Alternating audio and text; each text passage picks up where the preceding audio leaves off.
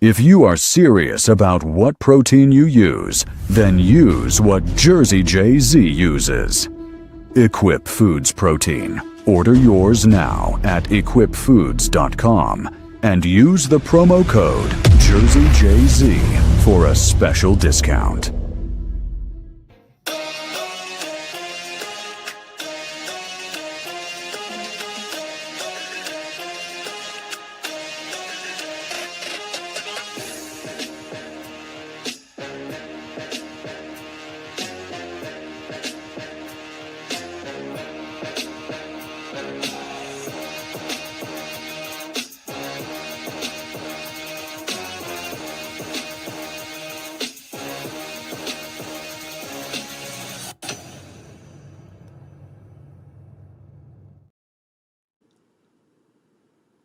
All right, guys, welcome. We are live. I am Joe Zapata here with the rambling freak himself, bodybuilding icon, Gregg Valentino. What's up, Gregory? Not much. What are you doing, Joe? Just a dog chasing his tail as always. Never getting it as always, but chasing it anyway. All right. Well, we got a great guest coming on today. Yes. He's one of the biggest suppliers of gym equipment in the world. He's got some big clients. He owns Superfitness Gym in North Carolina. He's all over social media. But the most important thing is he hasn't forgot where he's came from. He's one of the nicest guys you'll ever meet and talk to. I'm going to bring him on right now. Steven Harvalias. Steven, what's up? What's up, guys? What is going on, my friend? Joe, Greg, first of all, I just want to say thank you for having me on the show. Greg, been following you forever. And, you know, it's honestly, it's sometimes like I have to pinch myself when I do things like this. Thank you, Steven. Believe me, I'm just a fucking fly in the ointment. You know what I'm saying? Steve, were you always into bodybuilding? Because you're jacked. Brother, always. I was a fan first before. I mean, I was the kid saving his money to buy the magazines. Nice. Flew to Olympia in 2007. A buddy of mine got me a free plane ticket in a hotel, and I flew with $500 in my pocket. Shit. Could not afford to go to the show. I was going to say, the fucking hotel cost that a night. Right. And Greg, I went to the expo 2 days in a row, shook hands with people, had printed little business cards. Superfitness gym equipment was really just starting, but I just would walk up to a guy like you and shake your hand and just put a name with the face. And that's kind of how I wanted to honestly be on Olympia stage. And, you know, nowadays I tell people God had different plans for me with, you know, I was walking around back then 285 and 6 foot tall. And I was a little too tall, and, you know, you're just never big enough. And so I was pushing the envelope a little bit, and bicep tear, groin, knee replacement by 35. And so I went the business route. Exactly. Well, you're better off because unless you place in the top 5 in the Olympia, these guys think, oh, he makes like $500,000 or 600, whatever it is for the Olympia. Fucking the guys that sits on the bench in baseball. That's like the bottom salary. That's minimum wage. That's the guy who fucking picks up the gum off the floor. They makes that. You know what I mean? So Mr. Olympia makes. So you're better off. You're better off. So how did you get into the gym equipment business? How did you get into that business? Joe, I get asked all the time, and I'm going to be very transparent with you.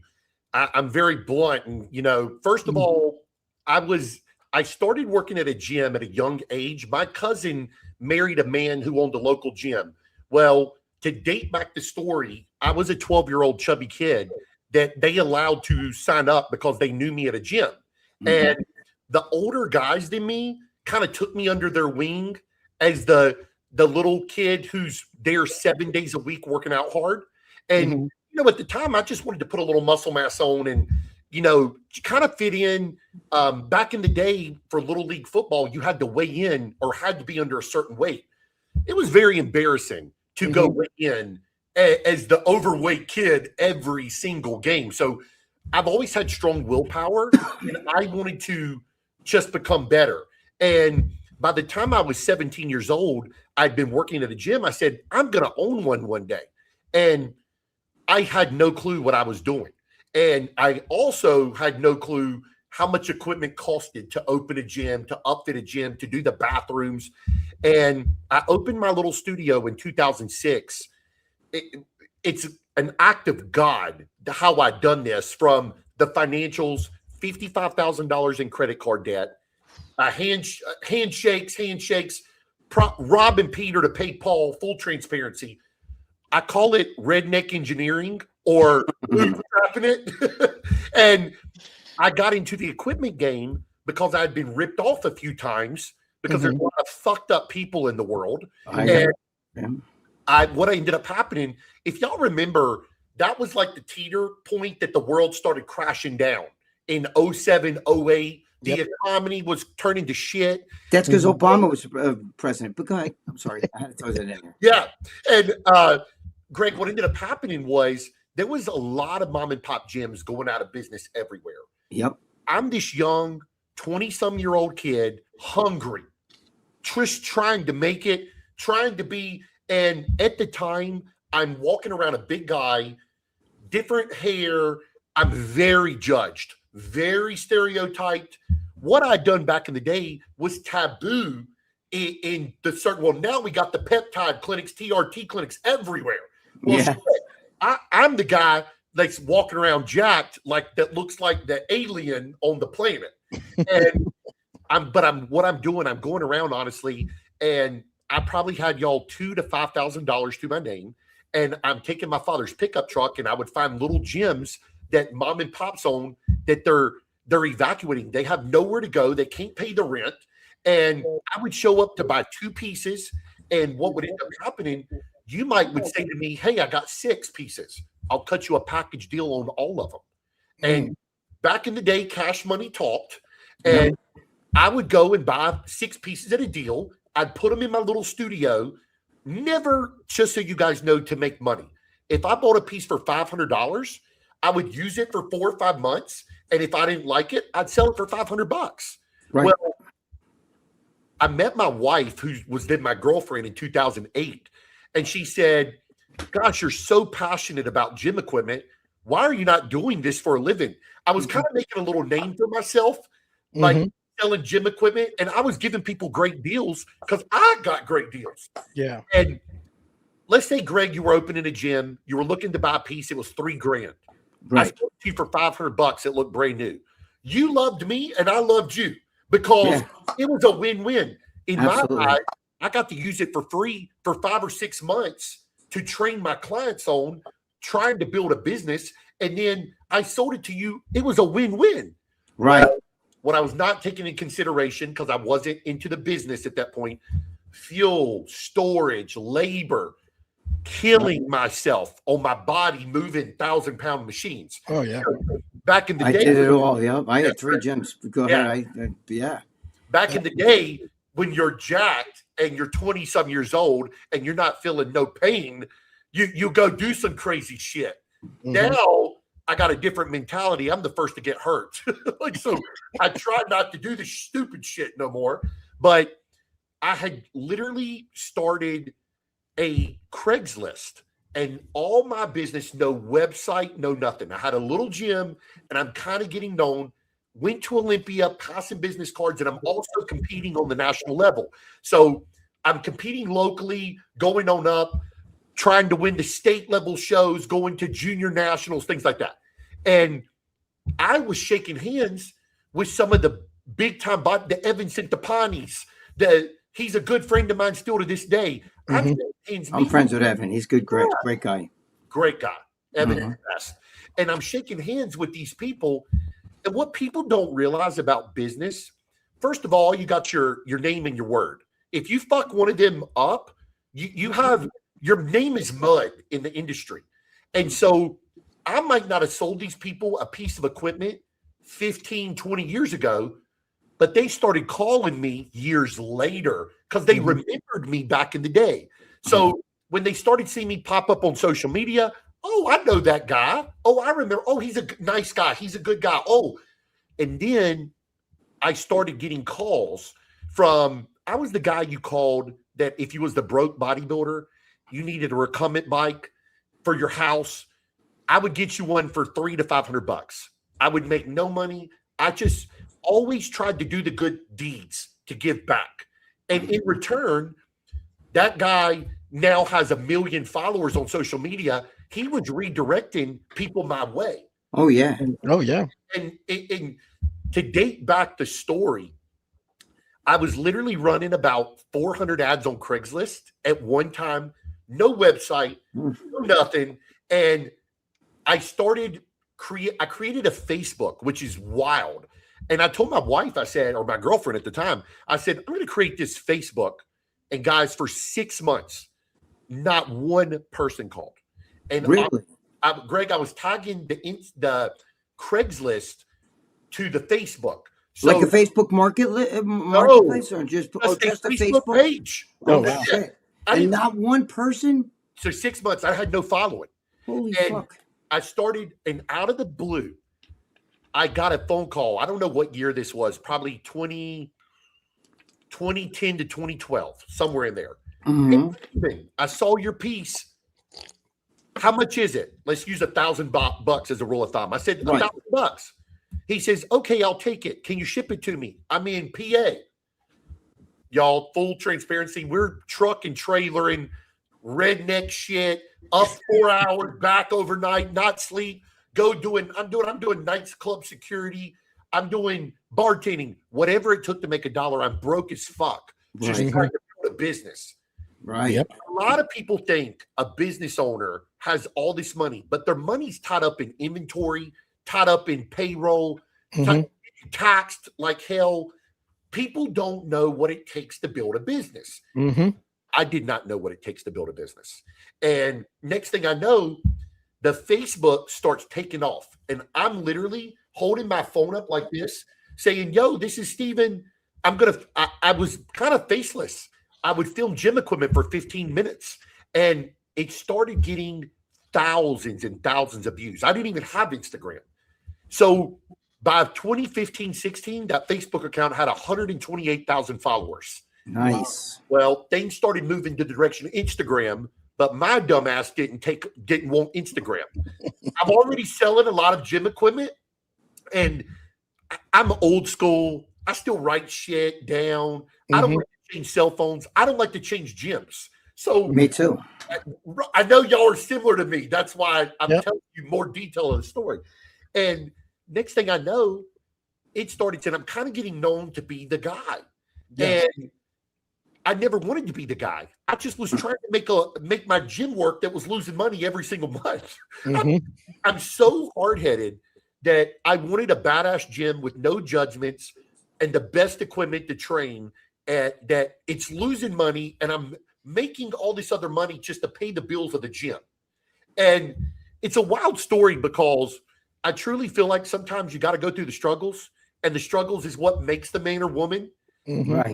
I've been through so much shit in my life that I literally think I'm thankful now that all that bad shit happened to me, because with all that, I don't know if I would be the businessman I am today if I didn't go through the hardships, the struggles, the things like that.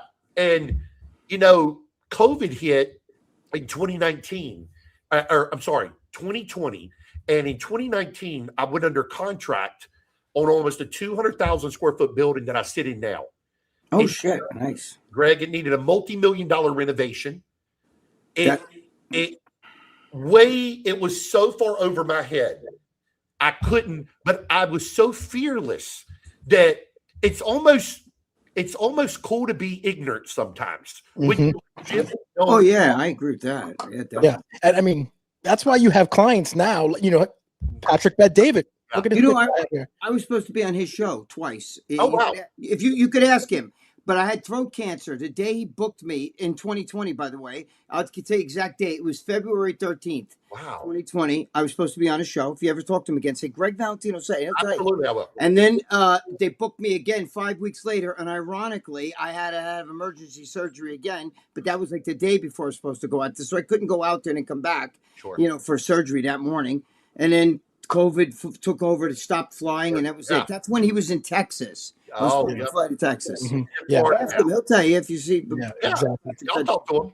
Yeah, when COVID hit, I had knee replacement November 9th, 2019. Okay. 2 children, 18 and 19. So I had 2 kids under 2. We struggled for 10 years to have kids. My other building I was selling, which was about half the size of this one, was under contract. COVID hit.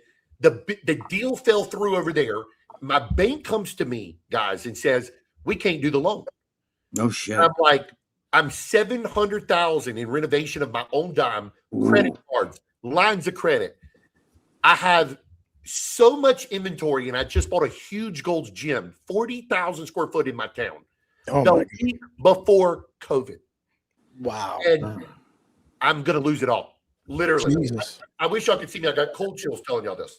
And it's horrible. And I used to be ashamed, just so y'all know, I didn't do video for years. And I used to be ashamed to tell my stories to people like you because Instagram, Facebook's a highlight reel. Everybody wants to tell the good shit. Hey, I sold to Patrick. I sold to this guy. Fuck no. I now embrace the struggle because more people struggle than win. And the struggles is what makes the wins feel good. And I shit you guys not. I didn't know what to do. It's 9:30 p.m. and I'm doing this gym extraction a few days before they're shutting all the gyms down. And I don't know what to do. And I look at my wife and I say, I'm going to do a gym equipment sale tomorrow morning. She said, what do you mean? 10 o'clock at night. And she said, I'm going to post it on my local Facebook and it's a good time. People's going to need gym equipment. They're shutting all the gyms down. Well, y'all are gym guys.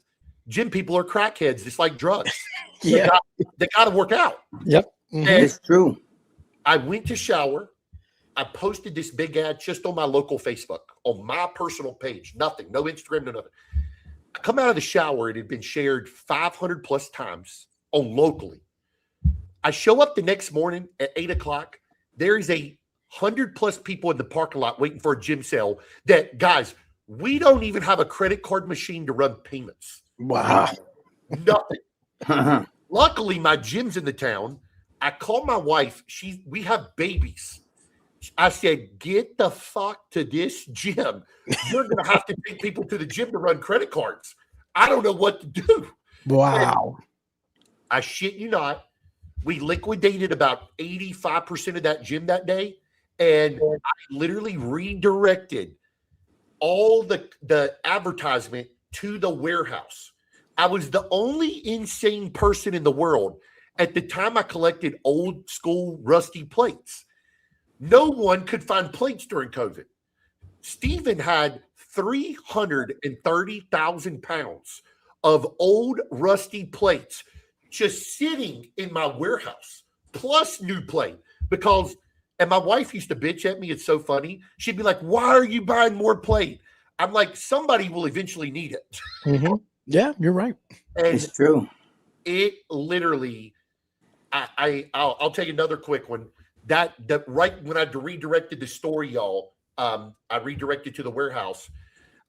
This is 3 days later because it was over a weekend. It was the Monday, I think. I don't know what's going to happen. I redirect the traffic. I don't know if 2 people's going to show up. People's panicking. People scared to spend money. The gyms are shut down. Everything bad's happening. People's freaking out to leave their home. Oh, God, we're all going to get sick. I'm in just how am I going to survive mode. I got to go to work. Mm-hmm. And I'm in a traffic jam. No bullshit. In the middle of the country to get to my warehouse. My warehouse is like 6-7 minutes off the highway, but it's a little in the country in North Carolina. Oh, you're in North Carolina. Okay. North Carolina, Greg. Yeah. So I'm driving up, Greg, and I'm in a terrible mood. How the fuck am I going to pay my bills? Am I going to lose it all? Am I going to lose the house? I got to feed these kids. My wife does real estate. Who's going to buy a house during COVID? Mm-hmm. Thinking, and I'm a super positive person. I try not to have that, but I think the whole world was in a funk right then because what are we all going to do? And y'all, I'm in this traffic jam with no businesses open. And I'm like, and I'm creeping up and I'm looking and I look to my left and it's the traffic jam to get in my warehouse. Oh, shit. Y'all, I mean, I'm not kidding. That's a nice traffic jam. Greg, so I'm still limping from having knee replacement. Oh, shit. I have tears just flowing down my eyes in gratitude of thank you, God, that these people. Now, granted, some people was just a little old lady there to get 2 5-pound dumbbells. Y'all, we don't make shit off that. Like, but I was grateful for every single one. And let me tell y'all where the traffic was coming from, which will blow your mind. It was literally 15 years of me helping gym owners around the world. And I never marketed to homeowners, and it wasn't really my niche. And it was the gym owner telling people that was looking for equipment, hey, go see my guy, Steven. Right. They were driving in from New York, Ohio, Texas, hours and hours to get gym equipment. Y'all, I would get there first thing in the morning. Sometimes we would leave at midnight. I would be eating a meal, sitting on bumper plates, scarfing a meal down, taking money, running credit cards, doing whatever. And honestly, we wasn't making a ton of money in profit. But we were flowing money through the register, through the credit cards, and the bank gave me that loan in the middle of COVID. Wow. Nice. That's great. They're saying if you could make that money now, we'll get paid. Wow. Definitely. That's great. Steve, I wanted to ask you, me and Greg, old school, we love the old school equipment. Yeah. Is that equipment, is that the ones that last the longest? They don't break, right? Joe, 1,000%. Like you're looking at diehard meathead old school equipment. A lot of it I get a lot of shit online because they're like, man, I used to preach this. Here's the crazy part. And Greg, if you probably would have kept some of the shit. My old school Nautilus, baby. First, second generation Nautilus, chain driven. To fucking, forget about it. To fucking pull over, forget it. I had it in my gym. The bicep like this. Then we had the bicep, the multi-bicep, multi-tricep. We had all that shit. The leg. Greg, this one right now is, you'd be lucky to find one sometimes for $25,000. Shit, wow. Man, I wish I had my gym back. Fucking after I got arrested, I had to sell the gym. Dude, we had that. I had that. The one where you sit up there and you do this. I love that thing. And then we had bitch to get in and out. Great piece. Yeah, I love all the old school chain-driven Nautilus. That shit, there could be a nuclear holocaust, and that shit will survive. You know what I mean? The funny thing about the old school is there was a time from probably 2008 to 2019, 2020, right before COVID. We were scrap metaling it. You couldn't give the shit away. I know. And then all of a sudden, old school started coming back. And I could kick, y'all, I'd be a multi-millionaire for the thousands of pieces that I sold for $300, $400 that are now bringing in thousands. Yep. You couldn't throw that old new, I had 3 gyms in my life. Sure. And that I built from fucking nothing. The last one's the one I was arrested at. But the thing is, we used to get that fucking nose. You couldn't fucking sell that. You couldn't throw it away. I mean, people didn't even, they were like, I don't want that chain-driven shit. The hair and the dust gets in the chain. And it was so heavy because it was solid steel. Nobody wanted to move it, Greg. Just moving it's a bitch. Fucking ton. The one, what do you call it? The multi chest where you go, I forget, compound chest. Yep. You go like this and then double chest. The bars kick up. That thing would weigh, forget about it, Ridiculous. Yeah. It's heavy. It's wild what's happened to the market and the home gym market and Instagram. And I'll give you a prime example. I built Lee and Hunter Labrada's gym in 2019 going into COVID 2020. And I'm going back and forth with Hunter and Lee, and they're like, yo, man, we want a Nautilus Explode lat pull down. And I tell this story to people often because it's just mind boggles me what happened. So I had a local buddy, and he's like, yo, Steven, can you find me one? So my local buddy had one. I call you, Greg, and I'm like, yo, Greg, anybody using that Nautilus pull down?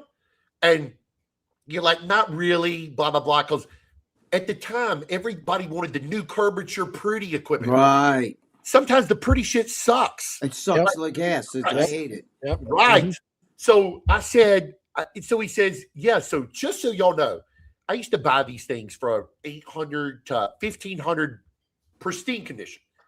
So my buddy says, yo, man, I need $2,000, or it might have been $2,200. I'm like, damn, bro.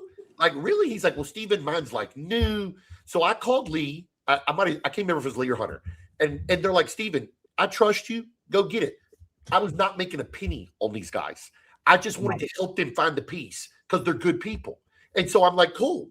So I go send my truck, get this piece, pay for the piece, thinking that, like, damn, we overpaid a few $100s, but no big deal. It is what it is. I'm not shitting you. So Hunter starts posting things on tagging me on Instagram. No bullshit. These damn machines, I start seeing them go $3,000, $4,000, $5,000, $6,000, $7,000. Some of them 10 G's now. And I'm like, Greg, the second that a popular Mr. Olympia post a popular piece, 100 people want it. And then the people with money just start outpaying for it from somebody else. Oh, and yeah. It's almost become a major problem within the industry because there's a lot of equipment overhyped too. And oh, God, yeah. That's the biggest issue I got with Steve, it. I built my first gym in 1984, right? It's the first one I had. We used to buy out places because there was a lot of, like, the first gym I ever trained at was a Nautilus gym. Sure. And then they sort of get it. But there was a lot of Nautilus gyms. They were just Nautilus, and they would go out of business. I fucking bought $1,000. I got the whole gym full of all that Nautilus equipment. You know what I mean? That was in '84. Then then in '89, I opened up a second gym. We had two gyms. We had to sell one because I couldn't do both. It was killing me. Yeah. And then finally, my third gym, Powerhouse. We would get gyms would go out of business, and you could get for pennies from a dollar. They're desperate. I got to get rid of this shit. I got to get out of this building. You could go for $10,000, get the whole fucking gym full of equipment. You know what I mean? Now today, it's just like, I don't know if you know, Steve, I'm going to be 66 years old. So when I was younger in the 70s, we used to buy, the first car I ever had, it was a 64 Mustang, right? It was in mint condition. I got it for $500 because it was, back then it was an old car. Nobody, but today, that fucking thing would be worth, it's the same thing with Nautilus. You know what I mean? Sure. Nobody thought about that. They were throwing Nautilus machines away. I mean, they were like, God, nobody wants this shit chain driven. You know what I mean? But now people are starting to see the value of those old school machines because they're to me, they're way better. I mean, 100%. Yeah. The Nautilus pullover you were talking about that's their signature machine. That was their, there's a very famous picture of me on there. I think it's on my Instagram. Again, my girlfriend does. I'm sure I've seen it. Yeah. I got long hair. I'm 16 years old, and I'm doing a Nautilus pullover. But that machine is like the Nautilus signature machine. It also had a pull down. It came up over. But I'm just saying that shit today. Forget about it. You can't even find that stuff anymore. Yep. It's just amazing. Steve, with technology advancing, with AI and the smart technology, where do you see gym equipment going? Oh shit! It's a good question, and I always have to think about this myself because I'm so old school. I don't like none of that shit. Me either. None of us do. I was going to ask him. Did you ever think about coming out with your own line? I mean, that must have clicked in your head because when you know equipment and you're an equipment guy, so you know how every fucking piece of equipment works. Oh, yeah. How this one is so fancy, even though you're doing this, it just doesn't hit you the same way as this machine. Right. It does the same. So did you ever think, you know what? I bet you I can come out with a line that would fucking smoke everybody. Greg, 1,000%. I've thought about it. And let me tell you why I never have done that. I'm a very loyal person, first of all. My gym started in 2006, so 20 years this year my gym's been open. God bless. Never was supposed to sell gym equipment. Never as a kid did I say, oh, man, I'm going to sell gym equipment. I don't know who says that. Like, oh, I'm going to sell gym equipment. Yeah, right. And when I used to think about it, I started building relationships with Nautilus, with Hammer Strength, with all the big boys. And I started thinking, okay, two things. If I had my own line of equipment, why would the other manufacturers want to sell to me? Think about it. They may not. They may. I'm not saying they wouldn't. But then I started doing a lot of digging, Greg. Right. And it's very, first of all, difficult the way I'd want to build it in today's standards. The equipment would be very expensive. Sure. Secondly, I started really leaning in. I started learning the business side and the liability. And Greg, all these big players have been sued over up the gazoo. Yes. And I'm going to be honest with you guys. I'm at the point, people ask me all the time, you want to get bigger? You want to do this? I have 2 children. My son's just turned 8 years old. He's actually here at the warehouse right now working as I'm doing this. I told him he couldn't be in the office. He loves gym equipment. He is the future. And when I say he's the future, I will never push that kid to do what I do. Right. I'd love for him to go play baseball, football, whatever the hell he wants to do. Right. Because I know how hard and the hair I've lost on my head from doing this. But I'm at the point, I want to be a good father. I want to be a good husband. I want to be able to spend time. I'm already working myself sick. It's very hard for me to say no to people. So like, Greg, if you came to me and like, Steven, I want to build a Mac Daddy gym. It's not the money to me. I truly enjoy helping doing things with people. Right. And the sad part about that is you got to limit that somewhere. And if I go all in 110% when I do something. So it would be an all out crazy spend every dime I got and all my time on gym equipment. And I'm a researcher. So like, I know the biomechanics of equipment better than anybody. That's what I was saying, but I had a feeling you were going to say the expense and obviously insurance. Insurance is everything because people are stupid. They'll get hurt on a machine, doing stupid things, and it's never their fault. It's always the equipment's fault. Correct. Yeah, I don't see how you can get hurt on a piece of equipment, but whatever. Bro, 100%. if I told you some stories that gym owners have, y'all wouldn't even believe it. Oh yeah, I have a few myself. Well, what are the biggest mistakes that gym owners make? A lot of cardio equipment, too much cardio equipment? Joe, that's the number one mistake nowadays. Okay, Strength training is superior, period. Yeah. Mm-hmm. If you've ever done a bent over row correctly, squats correctly, your diaphragm, you can't breathe. Like, it's the best form of cardio ever. Right. Some Olympians, they don't even do cardio till that's true. And they're lean as fuck. Mm-hmm. So I always tell people, I've been preaching strength equipment for years.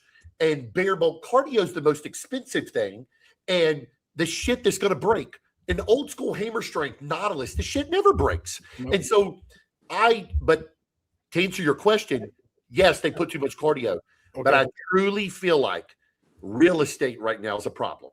And I'll explain to you what I mean. Rent right now in places is crazy, Joe. Yes. Tell me about it. So I give you a prime example without naming any names. Several clubs I've built and friends of mine, their clubs, some of them kill it, crush it. But one's rents 80-some thousand a month. Another one's rents 100 and some thousand. Now hear me out, guys. People think I'm crazy and I got balls of steel. I stock 4,000 plus pieces. I tell people I'm asset heavy. My bank accounts don't always look great. Okay. And cash flow is like this in a business. But if I had 120 grand a month rent for a gym, that would scare the hell out of me. And God bless whoever does it. But I have seen gyms like that. They're the crushing it for a little bit, and then Joe and Greg open their gym down the road. And now Joe and Greg's gym's the newness in town. It's like the new restaurant or nightclub. You get the whores though that open up. Planet Fitness is $10 a month, and you can't throw a fart in there without them wanting to throw you out. But then you try to put all this money into a gym, and you got to try to make that money back. You can't charge $9.99 a month. No. You know what I'm saying? No. It's tough. People don't realize. You said something at the very beginning. When you build a gym, the biggest expense is fucking taking a building and turning it into a gym with the right fucking plumbing, fucking showers, fucking urinals. You got to hit codes. You get the fucking town has these codes. Oh shit, your lights are too off. This, everything, lighting, everything has to be. I spent more money on the 3 gyms I built. The money wasn't in the equipment. It was in the fucking goddamn building to building. Yeah. Right? You're right. Getting a vanilla box. You got to, it's like, it doesn't, you don't get a building. It just happens to have showers and fucking locker rooms and, you know what I mean? And shit like that, rubberized floor, you know? Right. 100%. One of my friends, he always is looking for Icarian leg machines. He loves that stuff. I love Icarian. That's some of the best stuff. I mean, is that not your number one seller? So Icarian, when you can find it, absolutely. Yeah. So Joe, in my world right now, I don't chase after single pieces. There's a lot of people hunting single pieces. Yep. Where I get a lot of my rare stuff, I'm the guy. Let's say, Greg, you had your gym since 1988. You got the old school Nautilus in there, the old school Icarian, and the old school hammer. And then you also got some new school shit that you bought throughout the years. Greg, you're 60 some years old. You've made your money. You're like fucking done. You don't want it no more. I come in with I tell you, Greg, this is what I think it's worth. I will take on all the headache. I'll move it, extract it. I'm going to refurb it, then resell it. I'm honest, so I tell people what I think it's worth versus what I think I can sell it for. Right. And we don't make the money people think, but I love bringing stuff back from the dead, the old stuff. Oh, yeah. Oh, yeah. So I go in and I'm like, Greg, okay, you can go sell it for a little more, but I'll give you $300,000 for your whole gym. But are you talking about buying the gym itself, or are you talking about just taking out the equipment? Greg, I'm talking about buying floor to ceiling equipment, not your gym. Because if somebody's trying to sell the business, correct. The gym business is only worth without your membership right. They don't give two fucks. A guy doesn't come in and you could have the best equipment. Look at all this equipment. But if you got 100 members, they're going to say, I can't make money here. Well, the equipment's not going to do it. You know, then that's when somebody like you can come in and they fire. So I have to get out of this building. You understand? I got to get out of here. Please give me something for pennies on a dollar. Here you go. Well, so what's happening right now? You're exactly right. So let's say you've done 10-year lease, Greg, and you're 60 some years old. You don't want to do another 10-year lease. No. Well, that's when. But the problem is a lot of gym owners, they're trying to sell their 10 what I call honey hole pieces. Joe, they're trying to sell their Icarian. Right. And a lot of the good pieces, and they got 90% shit. Yes. A guy like me won't touch it. Really? I'll be like, fuck you, Greg. I'm not buying it. I don't blame you. I try to tell people, I'm like, listen, I'll take the good with the bad. For instance, a beat up hyper extension, it's going to cost me more money to extract it, paint it, refurb it than I can sell it for.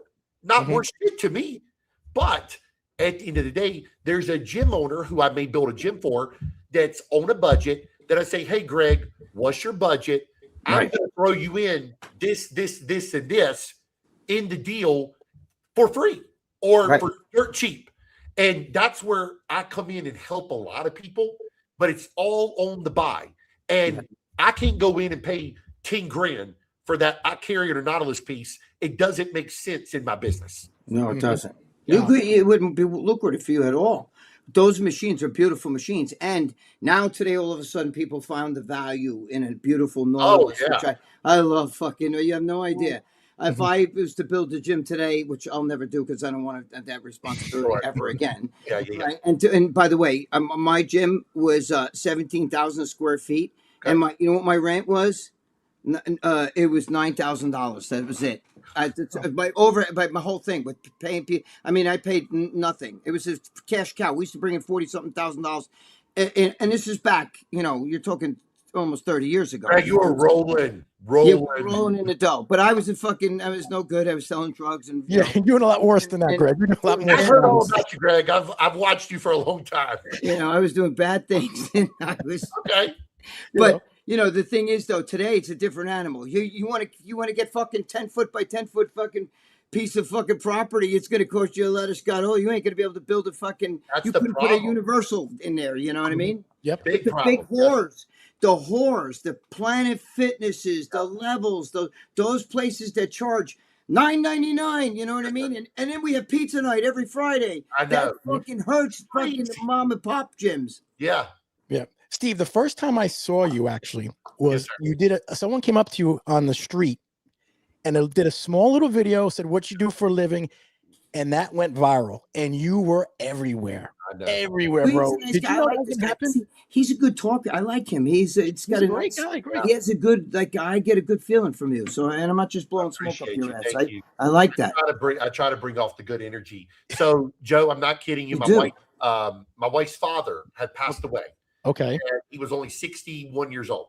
And It was give or take the 1 year anniversary of his passing.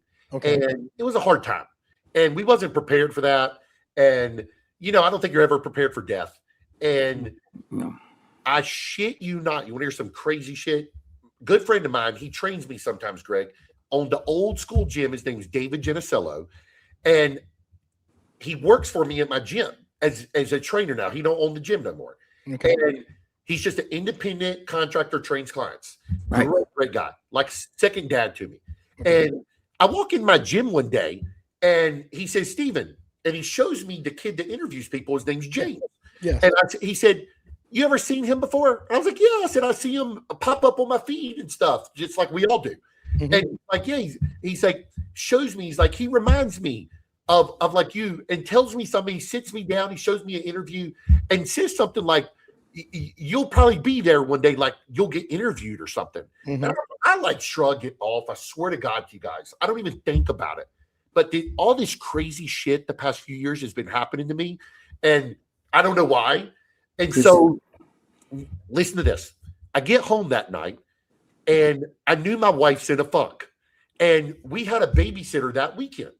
And I think my mom or her mom was going to watch the kids. Now, anybody who's ever had young kids understands how hard it is on a woman. I'm still going to the gym. I'm eating my meals, doing my cardio. I'm working. I love my children, but I do have a big respect for all women who have the children, because I would go crazy to watch the kids all day. I'm just not wired that way. And so I said, hey, babe, her mother had kind of put in my ear that, like, take your dog, take Amber to eat, to do something, go get a hotel room, like take her somewhere. Yeah. And I'm like, hey, babe. And it was supposed to rain all weekend here in North Carolina. So I said, hey, babe, you want to go to the beach? You want to do something? She tells me no at first. I said, well, your mom's going to watch the kids, or my mom. And she says, sure. I said, I do a lot of gyms in Florida. And so normally the weather's 82 degrees and sunny, so, depends on yeah. And I said, it's like an hour and a half flight for us. Easy. We got good gyms there. I said, you want to go down there, stay at the hotel all day, eat some food, lay on the beach, go to the gym? She says, yeah. I said, book it. I said, wherever you want to stay, whatever. Y'all, I was just trying to do the husband thing. Right. Get my wife the hell out of town. Happy wife, happy life. Yes, sir. We were going to be there 2 days, Greg. Do nothing, eat, let her have some drinks, whatever the hell she wants, and come home. And I shit you guys not. We wake up the next morning, we get down there, it's pouring down rain in Florida. Shit up. And so we make the best of it. She's like, we like to go people watching, like the Design District and all the rich shit. So I'm like, she said, let's go get a coffee. It's first thing in the morning. And she said, we'll walk to the shops. And we wasn't really planning on buying anything. We were just down there. When you're down there, you see Rolls Royce, Lamborghini, women decked head to toe in Louis, Gucci. Oh, yes.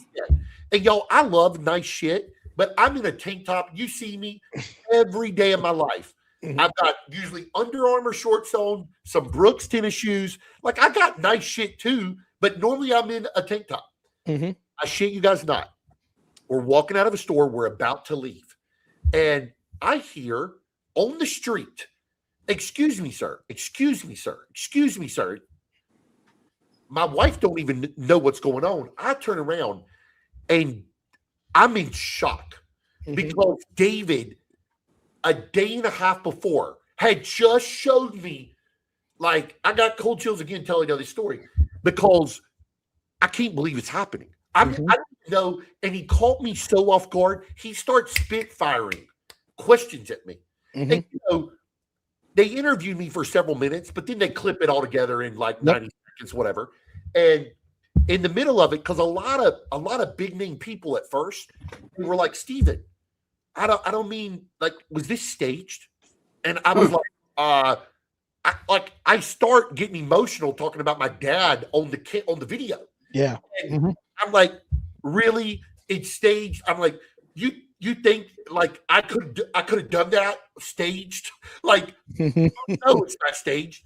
And so he asked me all these questions. Y'all, after it happened, I was so in shock. I did not know, are they going to post it? What's going to sit? Did I say something?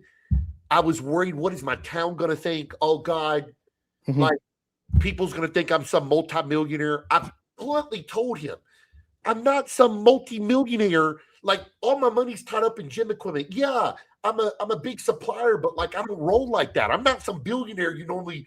And I asked James, who I'm friends with now, off camera, I said, bro, what made you pick me?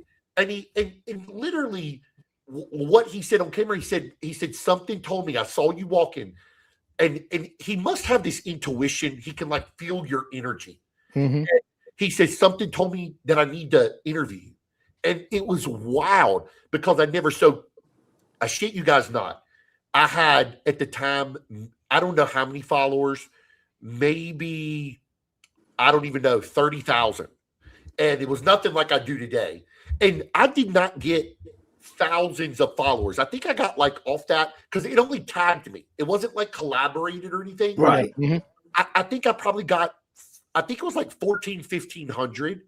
But I swear to you guys, I still to this day, and God, that's been like 2.5 years ago, people still will come up to me and be like, you're the gym guy. I started following you because I saw your interview and this and that. And he still will tell you, and his camera guy, like it was one of their favorite interviews because I wasn't the celebrity and I was just being me. And it was wild because I was in a tank top. I wasn't dressed up. Like, I don't know how that happened, why it happened, but it was a cool moment. And I'm thankful for it, even though I was so embarrassed at the time. Like, you know. But it went viral. No, but all over. sometimes that's what happens. You give out this aura, you know, like there's just something like you see somebody and you're like, I'm getting a vibe from this guy. You know what I'm saying? Because you won't walking around like, you know, fucking, because most bodybuilders have no personality. And, you know, you know what I hate, by the way, little sidebar here, because you own a gym. You ever notice how the guys who are jacked always feel like they can try to, like, you know, try to scam with the fucking memberships. Bodybuilders were the ones who always gave me the problem chasing them for money. I can't. Can I pay you next week? I don't get paid till next Friday. Oh, come on, bro. You know I'm good for. You know I won the fucking Buckeye Barbell Classic. You should fucking. You know, come on. You know, you get these fucking bodybuilders. You don't want bodybuilders in your gym. They're the last guys you get scuttled from. Well, Greg, here's the beautiful thing now. You didn't have software like we have now. Yeah. So if you don't pay, you can't get in my gym. So it's that simple. I was the biggest schmuck. I used to, don't worry about it. Come back. You know, my partners used to get pissed because I let everybody, half the guys train for free. No, you know, if I had to do it. And then I had a great gym, but I had fucking, then you let a guy train for free and he'd be talking shit about your gym. Oh, the fucking lap machine, whatever. You know what I mean? Like, are you fucking serious? I let you go for free. You fucking bitch about me. You know. I tell people all the time. After the interview, for instance, but way before the interview, I get 95% love. But my God, if I say I love hammer strength, I have 10 people inbox me and just say, oh, you don't like this brand or that brand? I'm like, bro, Ford, Chevy, Dodge. Everybody's got an opinion. Lamborghini, Ferrari. I'm like, I love all gym equipment. Oh, you're just saying that because Hammer Strength is paying you to say that shit. No, right? I don't get paid a penny from anyone. I know, but that's I'm with you, and that's the fucking problem. And then the reason I didn't do podcast video, I was fearful of judgment, and I talk about this often to help people get out of that comfort. I needed to get out of that in my head. Still to this day, I can post something. I've got high calves. I always in bodybuilding had good legs. I don't pump up before I get on a podcast or film. And it's wild that a grown man will sit behind a Instagram with no profile photo and comment on another grown man, your hair, we have a lot of that going on right here. However you go, Yeah, that's I have the wrong side. I got to go Yeah, there. we got that And the too. fucking columns, you got trolls in here ripping your. Dude, you're talking to the guy, the most hated man in body. Google I me. believe you. Yes. Listen, Steve, let me give you a little advice. There's no such thing as bad publicity unless it's your obituary. Gabish, you know, there's no. The more shit talking they talk about you, the more it brings you up to the top. You know, it's when they stop talking about you. Yes. You know, and Greg, that's when I literally started several very big name people. They said, Steven, it's lonely at the top. I've heard, everybody's heard that. I let it go and went out the other because if I can make a positive impact on someone's life, if I can give one tidbit of advice to a gym owner for free, anybody will tell you, Arnold Classic, Mr. Olympia, I'm the first to help anyone if I can with advice. I wish someone like myself helped me 25 years ago when I didn't know shit because my gym, Greg, lost money for 10 years. I used to be embarrassed. I'm the same way. Why is my gym losing money? And my shortcomings helped me help people around the world now. And thank God I was younger then that I didn't give up because I don't know. I get asked often, I don't know if I could do it again. Like I'm 40 some years old now. I don't know if I could go through them trenches at 40 some years old that I went through it. You're so fucking hard-headed and naive at 20 some years old. And you feel like you're a brick shit. You know, I can pick up anything. And now what y'all are saying with trolls and stuff, I just wish people understood be a positive light in the world. Yes. Not a negative. But the trolls don't care. Do you understand? They don't have a profile. They're hiding behind a fake name. You don't. They're tough guys because you don't know who they are, but they know who you are. You're coming on as you. I'm coming on as Gregg Valentino. They talk shit about me. You know what I mean? They can say whatever they want to say, and it's fine. I don't. If I let that bother me, I would have jumped off. I love I master my girlfriend. Talk shit about me, tells me what a loser I am when we're having sex because she knows that makes me shoot my load. You know what I'm saying? She knows that makes me come. Keep talking. You know, we have a good comment here from Holly. Holly said, who's married to Raleigh Winkler, if you know Raleigh. Of course. She said, this guy is a really nice guy, and he's bringing up his son very well. He's teaching his son to work. And I saw that about you, Steve. I saw you train your son. I saw when you picked him up. But I like the fact his son wants to be with him, and he wants to be with his son. The things that he's doing shit with his kid, that matters to me more than anything. Yeah. You know, any man can father a child, but not every man can be a dad, and that's the difference. Thank you, Holly. I follow Holly now, and I can't thank you enough. And you know, it's funny. Tonight, I showed my son the flyer and what I was doing and stuff like that, and he begged me. He's like, Dad, I want to come to the warehouse. He just wants to be with his dad. And he just got out of school for summer. And luckily, tonight, when I was talking to you, I didn't have baseball game. Yes. And I was like, oh, thank God. And he don't have school tomorrow. And I'm like, okay, well, go play in the warehouse and I'll take you to get some food when this is over. And, you know, it's like embrace that time. And I love it. And I love him. The kid is 8 years old. He can literally start the forklift, go pick up a pallet, all by like so many parents, their iPad. And Greg, I'm against that. Greg, me too. I'm like, these hands have made a lot of money. Get your kids active. Make your kids, and I don't mean just lead by example. But I get it sometimes. It's easier to hand them the iPad and go sit over there. But our young generation, they need strong men to see strong men or strong women to see strong women. It's a dying art form. And And Steve, they're only young for this much of their life. If they live this long, let me tell you something. Joe Gibbs, the ex, the fucking coach of the Redskins. Yeah, of course. He said one time, he knew it was time to retire, right? And he said how he knew. They were talking to him on the TV, and he said, I knew it was time to retire because when the season ended, I came in, my kids were sleeping. I walked into my son, I kissed him gave him a kiss goodnight. He was sleeping. I walked into my wife and I said, son of a bitch, he's got fucking whiskers. He scratched my lips. She goes, where you been, brother? He's had those whiskers for a couple of years. And he knew right then and there. Shit. You know, I'm missing time with them. Oh yeah. You understand? They're only young for a small period of time. And to put them in front of a fucking doing this shit all day or boo, boo, boo, boo, boo, boo. I don't believe in any of that shit.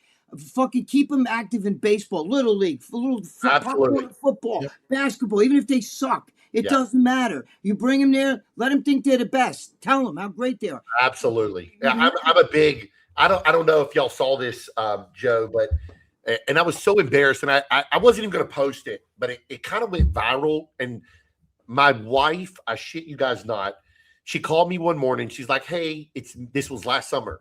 It's Manny's last day of baseball camp, and he wants to go to work with you, but all the parents are picking up their son. You've not picked him up once."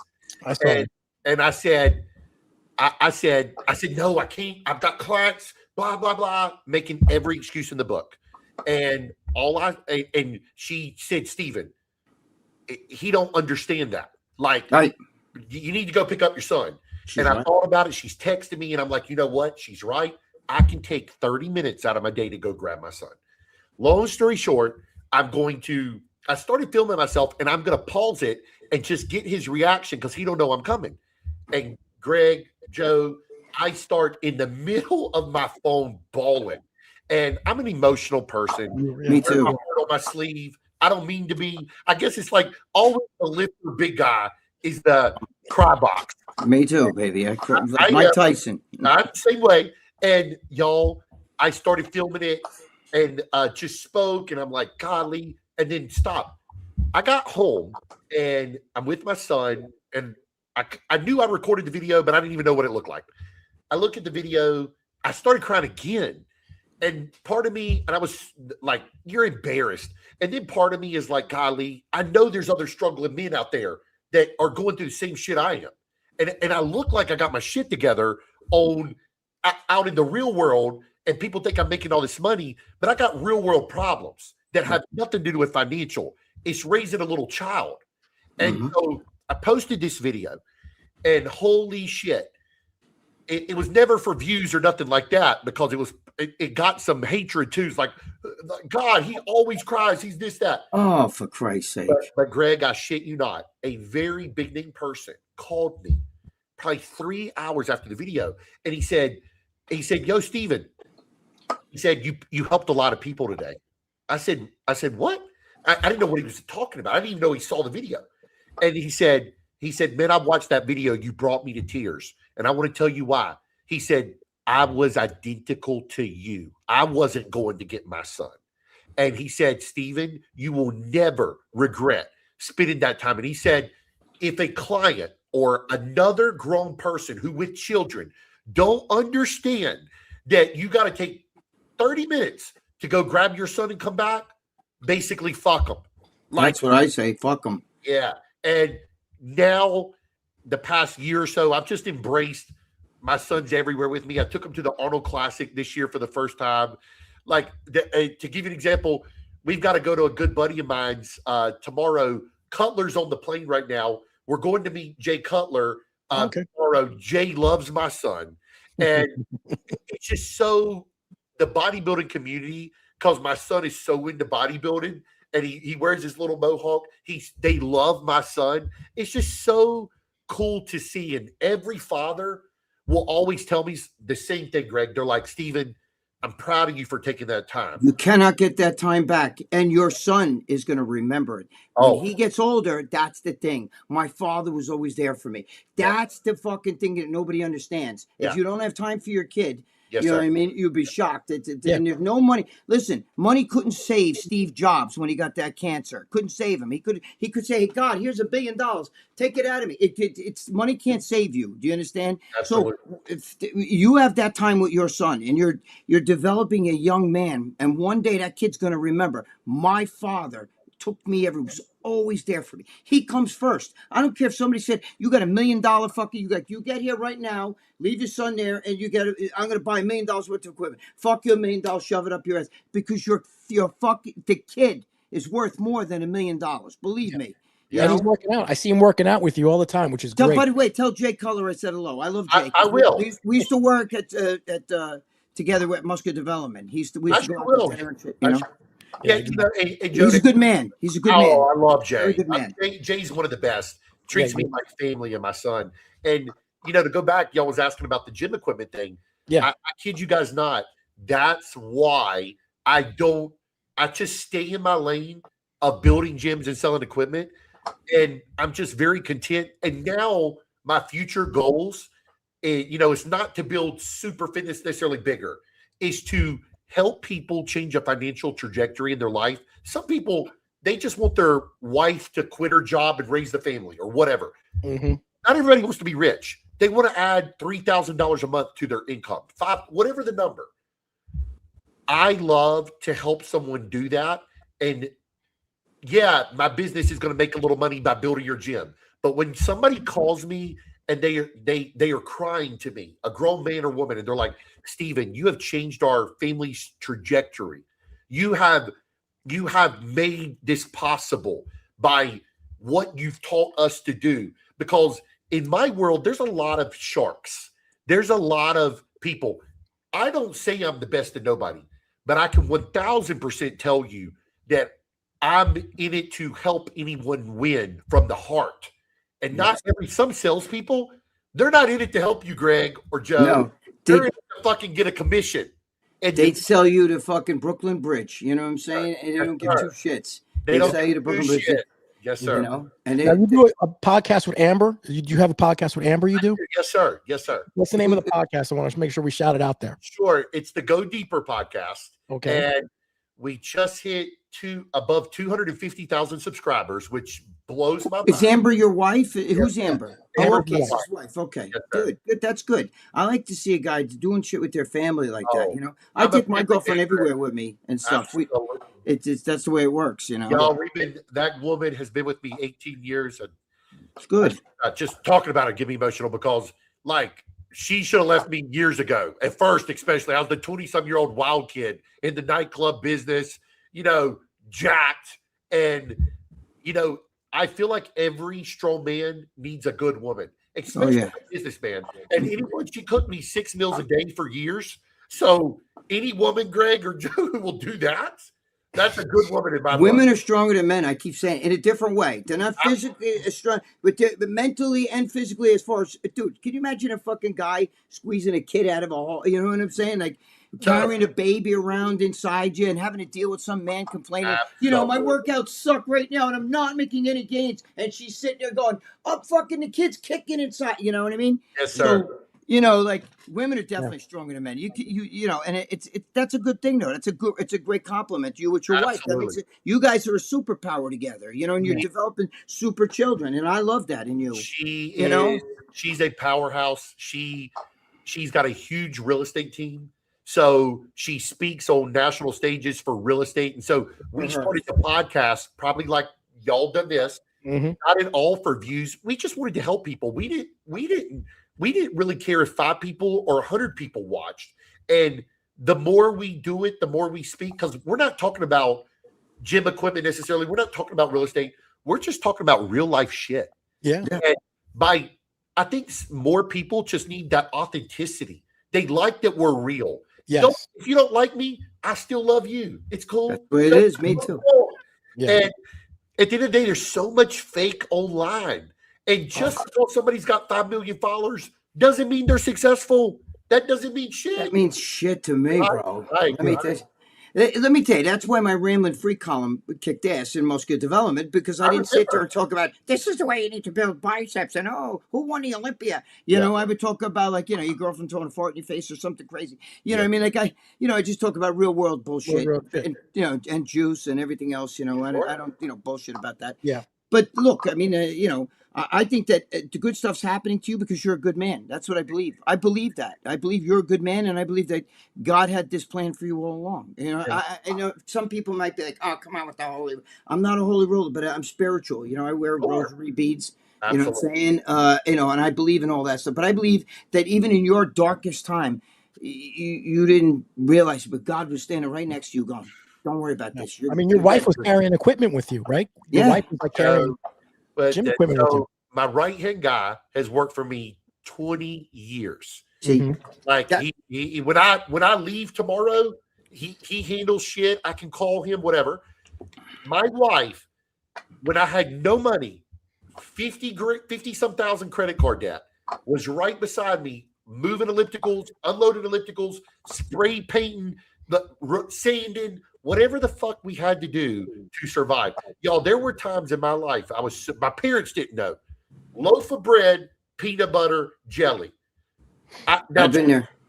Oh, I love peanut butter jelly still to this day. So, but my point is, when you are painting a picture at 20 some years old, like you got your shit together, you drive a nice car, and you don't have your credit cards are maxed, and you don't have food technically to eat, and this is the food, and you're trying to keep the muscle mass, and you're eating the calories, it is defeating in a sense. It will, like, I can't explain it. So I always tell men that got good women in their life, I'm like, man, treat her like gold, because not somebody would just be with you for the money. Right. I want somebody who's with me in the good and the bad. That's Absolutely. What marriage is. And there's so many fake facades. Like, I'm also a person, I won't talk shit about you behind your back. I won't say shit that I won't say to your face. Now, you might whoop my ass, but at the end of the day, I just like real.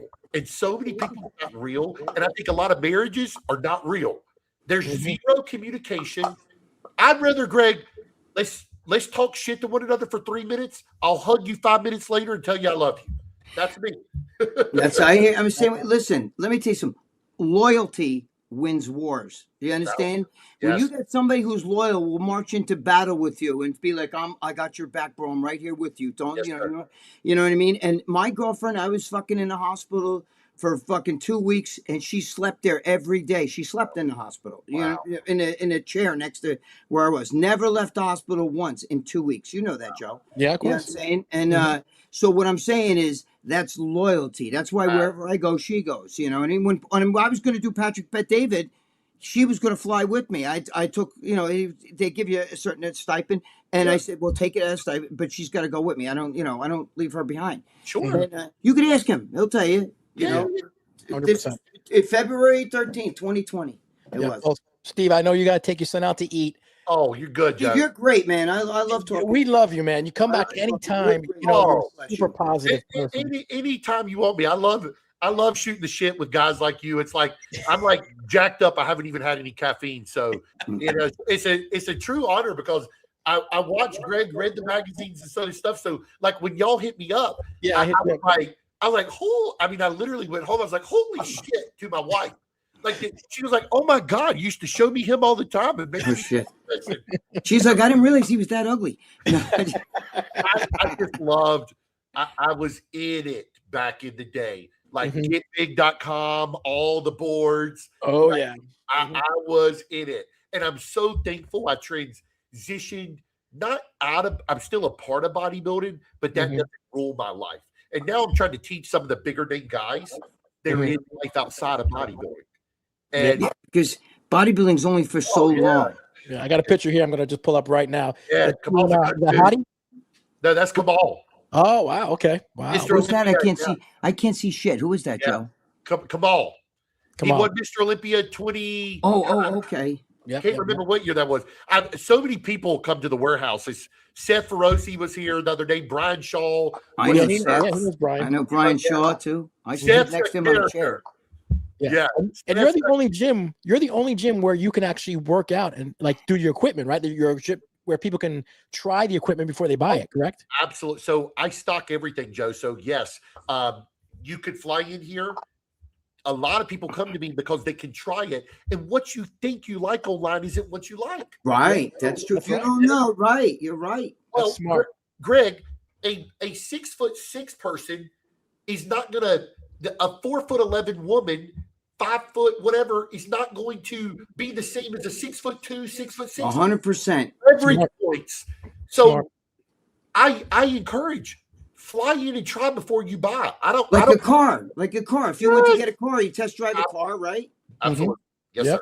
That's good. That's very smart. You know, Steve, that's very smart. And it's also rare. I've never heard of that before, but that's awesome. I've been doing this for years like that. Man, you're a smart guy. I think, God bless you. Because most places have the gym equipment like on racks where you just can look at them.